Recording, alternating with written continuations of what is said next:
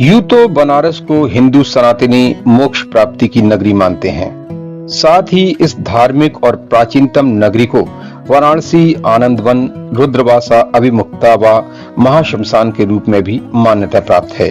माना जाता है कि जब ब्रह्मांड का निर्माण हुआ था, तब अपने निवास हेतु देवादिदेव महादेव ने भगवान विष्णु से काशी में चिरकाल तक स्थापित होने की सफल अनुमति मांगी थी। वेद पुराणों और प्राचीनतम ऋग्वेद में वर्णन है कि जब माता पार्वती शिव विवाह उपरांत अपने पिता के घर रहीं, तो उनका रहते रहते मन उब गया।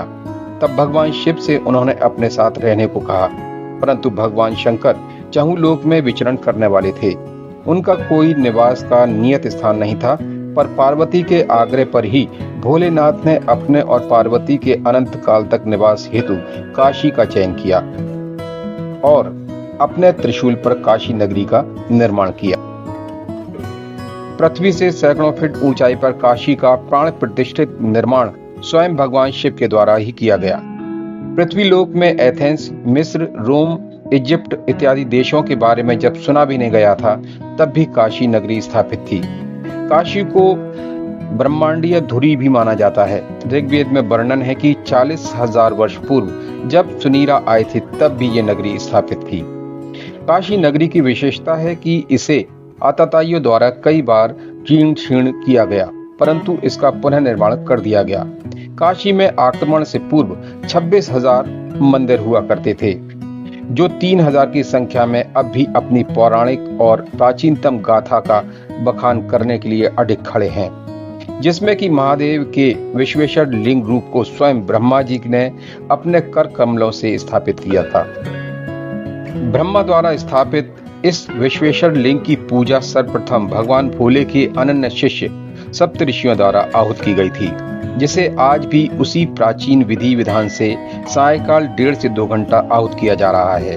कहा जाता है कि सप्तऋषियों की ये पूजा विधि अत्यंत तेज और ऊर्जापूर्ण है। यही कारण है कि काशी के स्थानीय कोलाहल के उपरांत भी शांत और सहजता का एहसास होता है।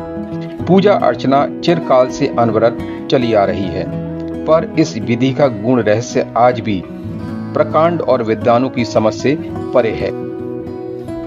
जैन धर्मावलंबियों के लिए काशी की मान्यता कितनी है, ये बताने पर अति उत्साह और हर्ष होता है। जैनियों के 23वें तीर्थंकर भगवान पार्श्वनाथ स्वयं इसी काशी नगरी में जन्मे हैं। मान्यता ये भी है कि इस प्राचीन काशी नगरी से ही हिंदू धर्म की स्थापना हुई थी, जिसे पूरे ब्रह्मांड में विस्तारित किया गया। काश्य मरणम मुक्तः, यानी कि काशी में मरने से मुक्ति मिलती है। तभी काशी को अभिमुक्त महाश्मशान रुद्रवासा नगरी भी कहा जाता है। काशी करवत लिंग मंदिर इस बात की पुष्टि करता है कि ज्ञानी अज्ञानी मनुष्य स्वयं की मुक्ति हेतु करवत शिवलिंग के समक्ष आरी से अपने शरीर को इस प्रकार विभाजित करवाते थे कि मरण उपरांत अनुष्ठान पूर्ण उनकी आत्मा को मोक्ष मिल जाता था। क्योंकि मोक्ष की इस प्रक्रिया में हिंसात्मकता थी, सो ब्रिटिश काल में इसे पूर्ण प्रतिबंधित कर दिया गया। जबकि इस आरी से मोक्ष प्राप्ति की जाती थी, उसे आज भी संग्रहित रखा गया है। स्कंद पुराण और सबसे प्राचीन ग्रंथ ऋग्वेद, जो स्वयं ब्रह्मा जी ने लिखा था, में अंकित है कि संपूर्ण काशी का निर्माण अनुष्ठान प्रक्रिया को पूर्ण करते हुए प्राण प्रतिष्ठित किया गया है। यही कारण है कि विश्व में किसी और स्थान पर मोक्ष की प्राप्ति नहीं हो सकती, जो काशी में ही संभव है। काशी के हर कंकड़ में शिव का वास है और भोले भंडारी का वास चिरकाल अनंत युगों से यूं ही चला आ रहा है। काशी के गुण और पौराणिक रहस्यों को समझने के लिए अभी तक कोई मानव पूर्ण नहीं है। तभी तो कहते हैं कि काशी को जानना है तो इसमें विलीन होना पड़ेगा, इसकी मिट्टी में रमना पड़ेगा, इसके कण कण को नए सिरे से जानना पड़ेगा, जो हम साधारण मनुष्य की कल्पना से भी परे लगता है।